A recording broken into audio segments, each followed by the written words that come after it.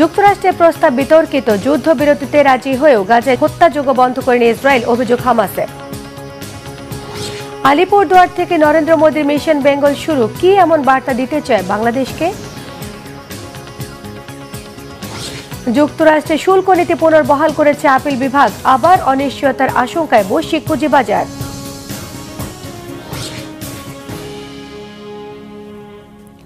আসসালামু আলাইকুম, দেখছিলেন বাংলাভিশন ওয়ার্ল্ড নিউজ হেডলাইন। এবারে বিস্তারিত। গাজা ভূখণ্ডে যুদ্ধবিরতি নেওয়া প্রস্তাবে ইসরায়েল রাজি হয়েছে বলে জানিয়েছে যুক্তরাষ্ট্র। প্রস্তাবটি পর্যালোচনায় রেখে হামাসের দাবি, গাজায় গণহত্যা আর দুর্ভিক্ষ বন্ধের সুস্পষ্ট কোনো নির্দেশনা নেই এতে। হোয়াইট হাউসের ব্রিফিংয়ে মুখপাত্র ক্যারোলিন লেভিট বলেছেন, গাজায় যুদ্ধবিরতির মার্কিন প্রস্তাবনায় সম্মতি দিয়েছে ইসরায়েল। তিনি নিশ্চিত করেন, এই সম্মতির পর প্রেসিডেন্ট ডোনাল্ড ট্রাম্পের বিশেষ দূত স্টিভ উইটকফ প্রস্তাবটি হামাসের কাছে পাঠিয়েছেন। প্রস্তাবের বিস্তারিত জনসম্মুখে প্রকাশ করা না হলেও এতে গাজাবাসীর দাবি আর দখলদার ইসরায়েলি বাহিনীর হামলা বন্ধের আকাঙ্ক্ষা আমলে নেওয়া হয়নি বলে মন্তব্য করেছেন হামাসের রাজনৈতিক শাখার সদস্য বাসেম নাইম। ফিলিস্তিনের স্বাধীনতাকামী এই সংগঠনের আরেক শীর্ষ নেতা সামি আবু জোহরি বলেছেন, যুদ্ধবিরতির প্রস্তাবটিতে গাজা থেকে ইসরায়েলি সেনা প্রত্যাহার, হামলা বন্ধ আর ত্রাণের অবাধ প্রবেশের বিষয়ে স্পষ্ট কোনো ঘোষণা নেই। যুদ্ধবিরতির অপ্রকাশিত নথির কিছু শর্ত প্রকাশ করেছে আন্তর্জাতিক গণমাধ্যম। এতে বলা হয়, হামাস অবশিষ্ট 28 জিম্মিকে জীবিত বা লাশ হস্তান্তরের বিনিময়ে ইসরায়েলের কারাগার থেকে 125 ফিলিস্তিনিকে মুক্তি আর 180 জনের লাশ হস্তান্তর করা হবে। শর্তগুলো বাস্তবায়ন করতে হবে 60 দিন মেয়াদী যুদ্ধবিরতির প্রথম সপ্তাহে। যুদ্ধবিরতির সমঝোতা প্রক্রিয়ায় মধ্যস্থতা করছে মিশর এবং কাতার। আন্তর্জাতিক আইনকে পায়ের নিচে রেখে সর্ববৃহৎ দখল অভিযান শুরু করেছে ইসরায়েল। অধিকৃত পশ্চিম তীরে একসঙ্গে 22টি অবৈধ বসতির অনুমোদন দিয়েছে নেতানিয়াহু সরকার। একই সঙ্গে পূর্ব জেরুজালেম এবং পশ্চিম তীরের পুরনো শতাধিক বসতিকেও দেওয়া হয়েছে বৈধ স্বীকৃতি। আন্তর্জাতিক আইন এবং জাতিসংঘের রেজুলেশনকে তাচ্ছিল্য করে ইসরায়েলি প্রতিরক্ষা মন্ত্রী স্পষ্ট ভাষায় বলেছেন, ফিলিস্তিন রাষ্ট্র প্রতিষ্ঠা ঠেকাতে এই সিদ্ধান্ত। বিশ্লেষকরা বলছেন, ভূমি দখলের এমন পদক্ষেপ শুধু রাজনৈতিকভাবেই নয়, ভৌগোলিকভাবে অসম্ভব করে দেবে দুই রাষ্ট্রভিত্তিক সমাধান। হাফিজুল ইসলাম ডেস্ক রিপোর্টে থাকছে বিস্তারিত। ফিলিস্তিন দখলের স্বপ্ন পূরণের দিকে এখন প্রকাশ্যে এগিয়ে যাচ্ছে ইসরায়েল। অধিকৃত পশ্চিম তীরে একসঙ্গে 22টি নতুন বসতি স্থাপনের ঘোষণা দিয়েছে তেল আবিব। সম্পূর্ণ বেআইনি প্রকল্পটি সাম্প্রতিক ইতিহাসে জায়নবাদী সরকারের সবচেয়ে বড় দখলদারি পদক্ষেপ। এর সঙ্গে গত কয়েক বছরে পূর্ব জেরুজালেম ও পশ্চিম তীরে গড়ে ওঠা শতাধিক অবৈধ বসতিগুলোকেও আইনি স্বীকৃতির মাধ্যমে দেয়া হল পূর্ণ বৈধতা। বিশ্লেষকদের আশঙ্কা, ভূমি দখলের নিখুঁত ষড়যন্ত্রের মধ্য দিয়ে স্বাধীন ফিলিস্তিন রাষ্ট্র গঠনের সম্ভাবনাকে একরকম ছিন্ন ভিন্ন করে দিচ্ছে নেতানিয়াহুর উগ্র ডানপন্থী সরকার। আন্তর্জাতিক আইনকে বুড়ো আঙুল দেখিয়ে ইসরায়েলি ভূমিদস্যুতার ফলে অচিরেই কি মানচিত্র থেকে মুছে যাবে ফিলিস্তিনের চিহ্ন?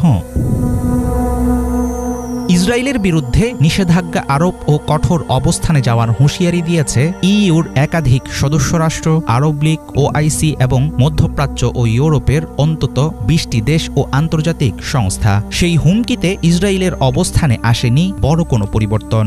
আগামী জুন মাসে নিউ ইয়র্কে অনুষ্ঠিত হবে জাতিসংঘের উচ্চ পর্যায়ের সম্মেলন। সেখানে ফিলিস্তিনকে স্বাধীন রাষ্ট্র হিসেবে স্বীকৃতি দেওয়া ও দুই রাষ্ট্রভিত্তিক সমাধানে আন্তর্জাতিক মহলের জোর চেষ্টার সম্ভাবনা রয়েছে। এর মাঝেই সামনে আসলো দখলকৃত পশ্চিম তীরে ইসরায়েলের নতুন বসতি স্থাপনের ঘোষণা।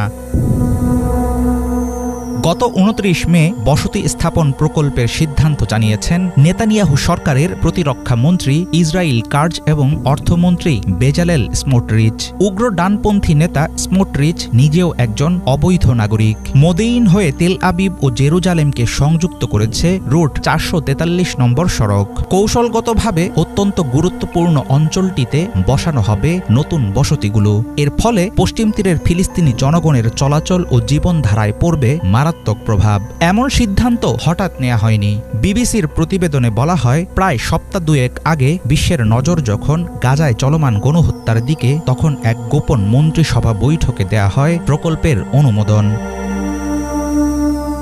1967 সালের 6 দিনের যুদ্ধে পশ্চিম তীর, পূর্ব জেরুজালেম, গাজা ও গোলান মালভূমি দখল করে ইসরায়েল। আন্তর্জাতিক আইন অনুযায়ী এসব অঞ্চলসমূহে বসতি স্থাপন সম্পূর্ণ অবৈধ, কিন্তু আইন অমান্য করে এখন পর্যন্ত পশ্চিম তীর ও পূর্ব জেরুজালেমে প্রায় 160টি বসতি স্থাপন করেছে ইসরায়েল, যেখানে বসবাস করছে 7 লাখের বেশি ইসরায়েলি। এর বাইরেও রয়েছে আরও শতাধিক আউটপোস্ট। চলমান পরিস্থিতিতে নেতানিয়াহু প্রশাসনের তীব্র নিন্দা জানিয়েছে ফিলিস্তিনি কর্তৃপক্ষ ও গাজার সশস্ত্র গোষ্ঠীগুলো। তাদের দাবি, এই সিদ্ধান্ত সহিংসতা ও অস্থিরতার বিপজ্জনক উস্কানি।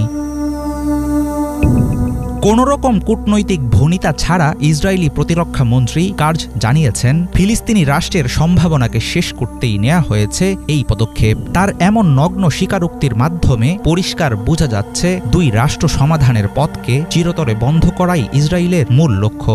মানবাধিকার সংস্থা পিস নাও বলছে, ইসরায়েল এখন আর দখলদারিত্বের বিষয়টি আড়াল করছে না, খোলাখুলি তারা চালাচ্ছে দখল অভিযান। ফিলিস্তিনি ভূমি দখলের এমন দুঃসাহসী ষড়যন্ত্রের মাধ্যমে গোটা মধ্যপ্রাচ্যকে নতুন সংকটে ফেলবে ইসরায়েল। সেক্ষেত্রে শুধু রাজনৈতিকভাবে নয়, বরং ভৌগোলিকভাবেও অসম্ভব হয়ে দাঁড়াবে 2 রাষ্ট্রভিত্তিক সমাধান। হাফিজুল ইসলাম, বাংলা ভিশন। পশ্চিমবঙ্গের আলিপুরদুয়ার থেকে বিজেপির মিশন বেঙ্গল প্রচারণা শুরু করেছেন ভারতের প্রধানমন্ত্রী নরেন্দ্র মোদী। 2026 সালের বিধানসভা নির্বাচনকে সামনে রেখে এই কর্মসূচি শুরু হলেও রাজনৈতিক বিশ্লেষকদের মতে এর মধ্য দিয়ে বাংলাদেশকেও একটি কৌশলগত বার্তা দেওয়া হয়েছে। বাংলাদেশ সীমান্ত ঘেঁষা আলিপুরদুয়ারকে মোদীর সভার স্থান হিসেবে বেছে নেওয়ার সিদ্ধান্ত আসে সরাসরি প্রধানমন্ত্রী কার্যালয় থেকে। বিস্তারিত ডেস্ক রিপোর্টে। পশ্চিমবঙ্গের আলিপুরদুয়ার থেকে বিজেপির মিশন বেঙ্গল কর্মসূচির সূচনা করেছেন ভারতের প্রধানমন্ত্রী নরেন্দ্র মোদী। এই প্রচারণা মূলত 2026 সালের বিধানসভা নির্বাচনের প্রস্তুতির অংশ হলেও রাজনৈতিক বিশ্লেষকদের মতে এর মাধ্যমে মোদী বাংলাদেশকে উদ্দেশ্য করে একটি স্পষ্ট ও কঠোর বার্তা দিতে চাচ্ছেন। हमारी सेना ने उनको सिंदूर की शक्ति का एहसास करा दिया।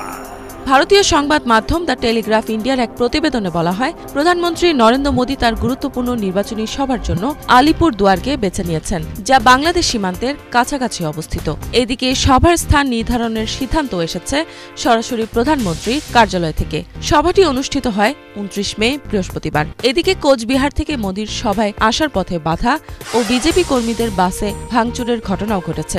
বিশ্লেষকদের মতে আলিপুরদুয়ারের ভৌগোলিক অবস্থান কৌশলগত দিক থেকে অত্যন্ত তাৎপর্যপূর্ণ। এটি হাসিমারা বিমান ঘাঁটির নিকটে অবস্থিত।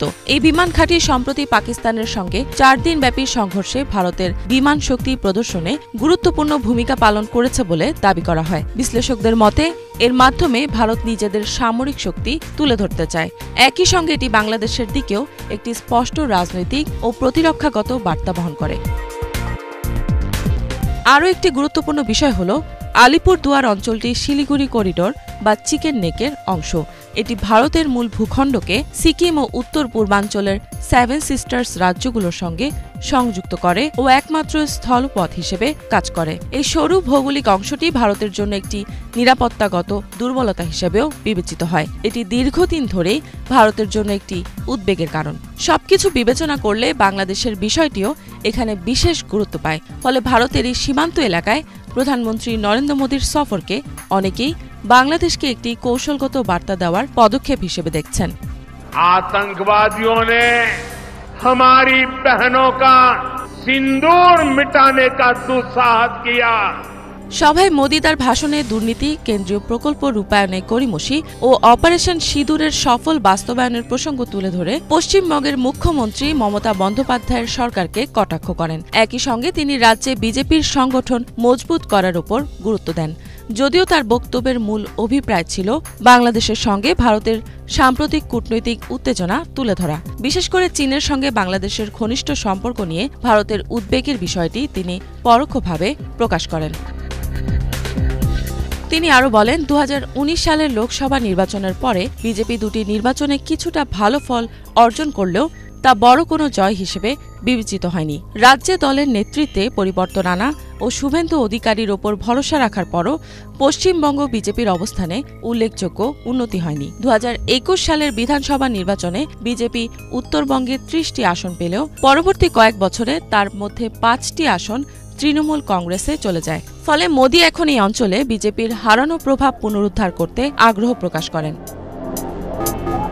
মোদি এ সফর শেষে 2026 সালের বিধানসভা নির্বাচনের জন্য বিজেপির পক্ষ থেকে একটি বড় প্রচার অভিযানের ঘোষণা দেন। যদিও ধারণা করা হচ্ছে আলিপুরদুয়ারে মোদির এই সভার মাধ্যমে বাংলাদেশকে ভারতের ক্ষমতা প্রদর্শনের একটি বার্তা দেওয়া হয়েছে। भारत पर आतंकी हमला हुआ तो दुश्मन को उसकी बड़ी कीमत चुकानी पड़ेगी। জনসভায় যোগ দেওয়ার আগে মোদি কোচবিহার ও আলিপুরদুয়ার জেলার জন্য 1100 কোটি রুপিরও বেশি বাজেটের একটি গ্যাস প্রকল্পের ভিত্তিপ্রস্তর স্থাপন করেন। এই প্রকল্পের মাধ্যমে প্রায় 2.5 লক্ষ পরিবার গ্যাস সংযোগ পাবে। পাশাপাশি দেশটিতে স্থানীয় স্তরে নতুন চাকরির সুযোগ সৃষ্টি হবে। কলকাতা শহরের পরিবর্তে রাজ্যের দুটি প্রান্তিক জেলাকে বেছে নেওয়ার মাধ্যমে এই এলাকার কৌশলগত গুরুত্ব তুলে ধরে কেন্দ্র সরকার। একই সঙ্গে বিজেপি এর মাধ্যমে কলকাতার দিকে প্রভাব বিস্তার করার কৌশল নিচ্ছে। আর এই অঞ্চল থেকে বাংলাদেশের নজর রাখা ও কার্যকলাপ পরিচালনা করা সহজ। ইফাত জাহান, বাংলাভিশন। বিদেশি শিক্ষার্থীদের জন্য যুক্তরাষ্ট্রের ভিসা সাক্ষাৎকার অনির্দিষ্টকালের জন্য স্থগিত ঘোষণা করায় অনিশ্চয়তায় পড়েছে হাজারো বিদেশি শিক্ষার্থীর ভবিষ্যৎ। ট্রাম্প প্রশাসনের হঠাৎ বদলে যাওয়া নীতির খেসারত দিচ্ছে হাজারো মেধাবী তরুণ। কষ্ট করে পাওয়া বিশ্ববিদ্যালয়ে ভর্তির সুযোগ এখন শুধুই হতাশার গল্প। যদিও বিশেষজ্ঞদের অনেকে মনে করছেন এমন সিদ্ধান্তের জেরে উল্টো ক্ষতির মুখেই পড়তে পারে যুক্তরাষ্ট্রের অর্থনীতি। বিস্তারিত মীর ফজলে রাব্বির ডেস্ক রিপোর্টে। যুক্তরাষ্ট্রের কলম্বিয়া বিশ্ববিদ্যালয়ে মাস্টার্স করার স্বপ্ন দেখেছিলেন 28 বছর বয়সী এই ভারতীয় শিক্ষার্থী। নিজের চেষ্টা ও মেধার জোরে সেই সুযোগও পেয়েছিলেন তিনি। কিন্তু বিদেশি শিক্ষার্থীদের জন্য ট্রাম্প প্রশাসনের কড়া বিধিনিষেধ আরোপের পর এখন অনিশ্চয়তায় পড়ে গেছে তার ভবিষ্যৎ। অনেক চেষ্টার পর আমার স্বপ্নের কলম্বিয়া বিশ্ববিদ্যালয়ে সুযোগ পেয়ে ভর্তি হয়েছিলাম, কিন্তু আজ সকালে ঘুম থেকে উঠে জানলাম আমি ভিসা পাচ্ছি না। আমি সত্যিই অনেক ভেঙে পড়েছি। আমি জানি না এখন আমি কি করব। আমরা স্বপ্ন পূরণের জন্য কঠোর পরিশ্রম করি, অথচ আপনি রাতারাতি নিয়ম পরিবর্তন করে ফেললেন। এটি গ্রহণযোগ্য নয়। এভাবে আপনি শিক্ষার্থীদের জীবন ও ক্যারিয়ার নিয়ে খেলতে পারেন না। গত 28 মে বিদেশি শিক্ষার্থীদের জন্য যুক্তরাষ্ট্রের ভিসা সাক্ষাৎকার অনির্দিষ্টকালের জন্য স্থগিত ঘোষণা করে বিজ্ঞপ্তি দেয় দেশটির পররাষ্ট্র দপ্তর। একই সঙ্গে ভিসা আবেদনকারীদের সামাজিক যোগাযোগ মাধ্যম যাচাই বাছাইয়ের সময়সীমাও বাড়ানো হয়। আন্তর্জাতিক শিক্ষার্থীদের প্রতি ট্রাম্প প্রশাসনের এই কঠোর অবস্থানের জেরে এখন হুমকির মুখে হাজারো শিক্ষার্থীর ভবিষ্যৎ। বছরের পর বছর চেষ্টা করে ভিসা, স্কলারশিপ এবং এক অজানা আশার পথে পা বাড়ানো, কিন্তু আজ সবকিছুই অনিশ্চিত। তারা শুধু চেয়েছিল একটি ভালো ক্লাসরুম, কিছু ভালো শিক্ষক আর একটুখানি স্বপ্ন দেখার অধিকার। কিন্তু এখন সেই অধিকারও যেন বিলাসিতা।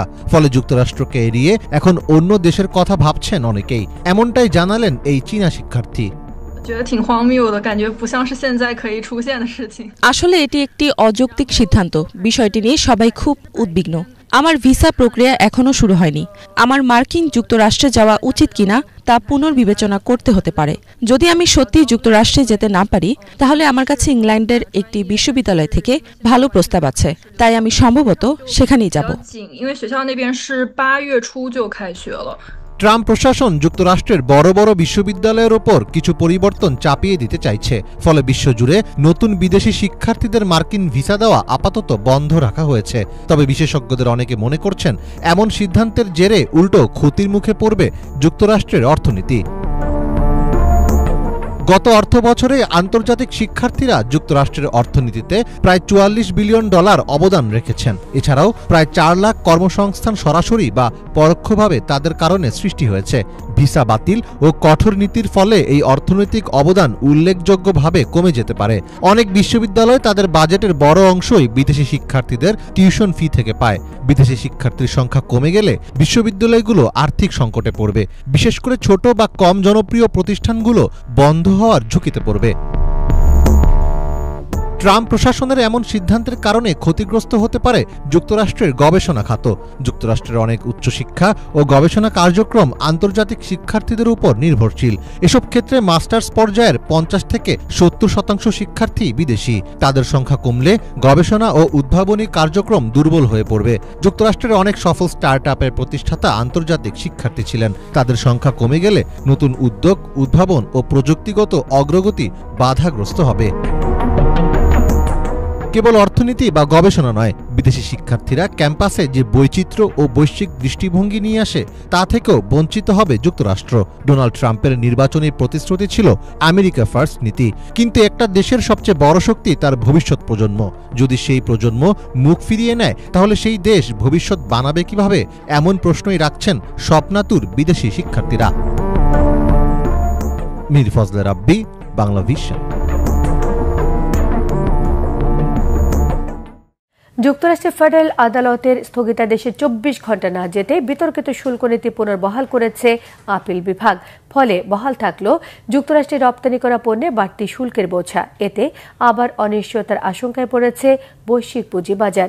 দুটি মামলায় বাণিজ্য আদালতের 3 সদস্যের বেঞ্চ ট্রাম্পের বিতর্কিত বাণিজ্য নীতি স্থগিত করার পরদিন বৃহস্পতিবারে পরিস্থিতি পাল্টে যায়। হোয়াইট হাউসের আপিল ধারাবাহিকতায় ওই স্থগিতাদেশ প্রত্যাহার হয়েছে। ওয়াশিংটনের ফেডারেল সার্কিট আপিল কোর্ট জানায়, আপাতত অস্থায়ী সময়ের জন্য নিম্ন আদালতের স্থগিতাদেশ কার্যকর করা যাবে না।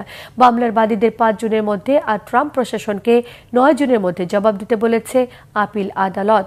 বাড়তি শুল্ক আরোপের স্থগিতাদেশের খবরে বুধবার যুক্তরাষ্ট্রের নিউ ইয়র্ক স্টক এক্সচেঞ্জ ছাড়াও নাসদাক, নিক্কি, সাংহাই, হংকং, ভারত সহ দেশে দেশে পুঁজিবাজারগুলোতে সূচকের উত্থানে দিন শেষ হয়। পরদিন বিতর্কিত শুল্ক আরোপ আবার পুনর্বহাল হওয়ায় পুঁজিবাজারে নেতিবাচক প্রভাব পড়ার আশঙ্কা করছেন বিশ্লেষকরা। গত 2 এপ্রিল বিশ্বের প্রায় সকল দেশের ওপর উচ্চ হারে আমদানি শুল্ক আরোপ করেন ট্রাম্প। বাণিজ্য ঘাটতিকে কারণ দেখে চীনের মতো কোনো দেশের ওপর মাত্রাতিরিক্ত হারে শুল্ক আরোপ করা হয়েছে। বিশ্ববাজারে চরম অস্থিতিশীল পরিস্থিতি তৈরি হয় এতে।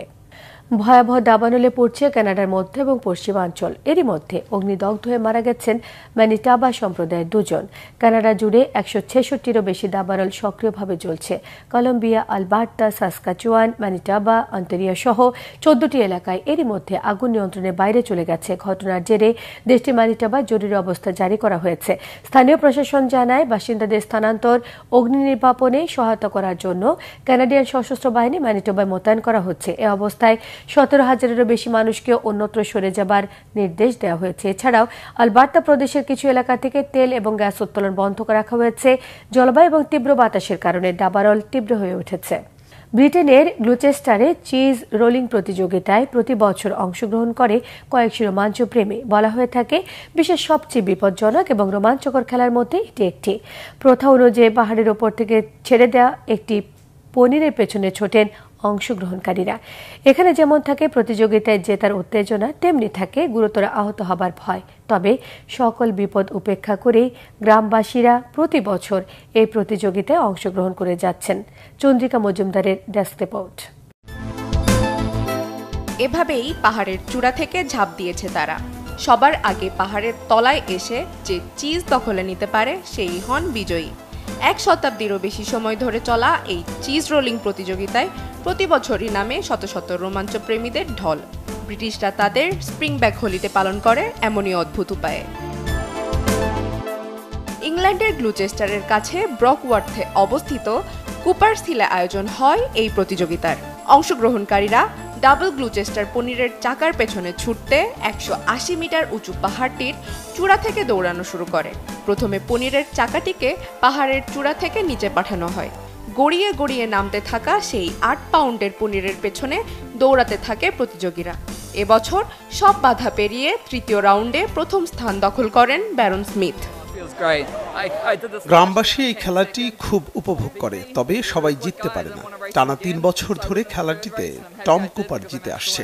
খুব দ্রুতগতির লোক তিনি, এজন্যই আমি তার সাথে দৌড়ের প্রতিযোগিতায় নামতে চাইনি। এজন্য একটু অপেক্ষা করে তৃতীয়বারের দৌড়ে অংশগ্রহণ করলাম এবং আমি খুবই খুশি যে আমি জিততে পেরেছি। এই প্রতিযোগিতায় যেমন রয়েছে রোমাঞ্চ, তেমনি রয়েছে বিপদ। 45 ডিগ্রি খাড়া পাহাড়ের ঢাল বেয়ে নামতে গিয়ে অনেকেই হারিয়েছেন হাত পা। এর জন্য সেখানে রাখা হয় প্রাথমিক চিকিৎসার ব্যবস্থা। অবস্থা বেশি খারাপ হওয়ার আশঙ্কায় অ্যাম্বুলেন্সের ব্যবস্থাও করা হয়ে থাকে। এই প্রতিযোগিতাটি আমার দারুণ লাগে। গত বছরও আমি এটাতে অংশগ্রহণ করেছিলাম। এবছর আবার এসেছি সবার সাথে টক্কর দিতে। আমার মনে হয় এটি খুবই চমকপ্রদ একটি খেলা। মাঠে নামলেই এক ধরনের উত্তেজনা কাজ করে নিজের ভেতরে। এ সময় গুরুতর আঘাতও লাগতে পারে। তবে সবসময় আমি অপেক্ষা করে থাকি দেখার জন্য যে খেলাটি কিভাবে শেষ হবে। Chandrika Majumdar, Bangla vision, news desk. এই ছিল আজকের মতো। সঙ্গে থাকায় ধন্যবাদ।